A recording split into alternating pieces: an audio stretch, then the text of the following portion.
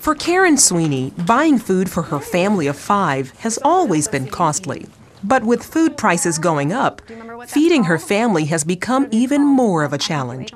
Our grocery bill has gone up about $100 a month. Record high energy, corn, and wheat prices in the past year have led to sticker shock in the grocery aisles.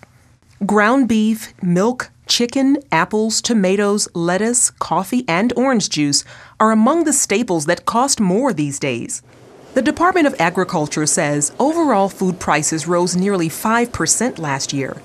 That means a carton of grade A large eggs will set you back $2.17, an increase of nearly $1 since February of 2006. And milk prices have increased 26%. On milk, I'm having to travel a little bit further to get the milk at a cheaper price. And I buy more at a time, so I don't have to make the extra trip as often. Sweeney is finding several ways to trim the fat from her food budget. I don't normally do cut coupons, but now I'm getting to the place where I think it's wise. And I know you mentioned also about baking bread. Tell me a little bit about how you're doing that to save money. I bake bread about every 4 days. I make 4 loaves, and oh wow, look at that.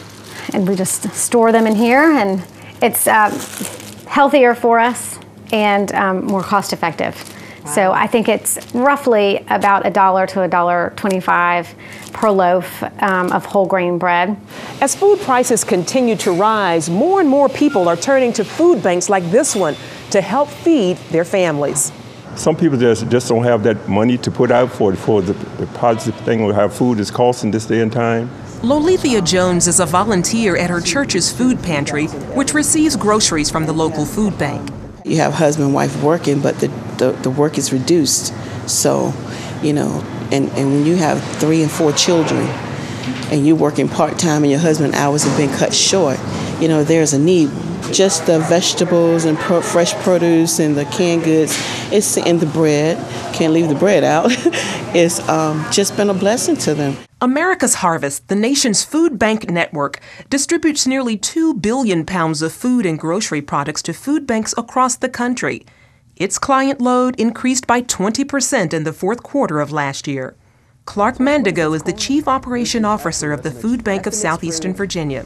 This past year we saw a fairly significant increase, and a lot of that probably had to do with gas prices, which affect everything from transportation on down the line. This year we've seen a number of requests that have gone up because those prices continue to rise, and folks are having a harder time.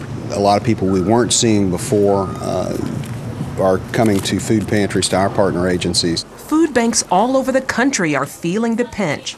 We are having to purchase more food. That is something that every food bank is faced with now just because of the dwindling supply of donated goods. Some industry observers say higher food prices are here to stay. If so, consumers won't be the only ones needing help with food. We're going to have to get very creative with how we're going to feed not only our community but the world as well. And it is going to be a long process for all of us. Charlene Israel, CBN News.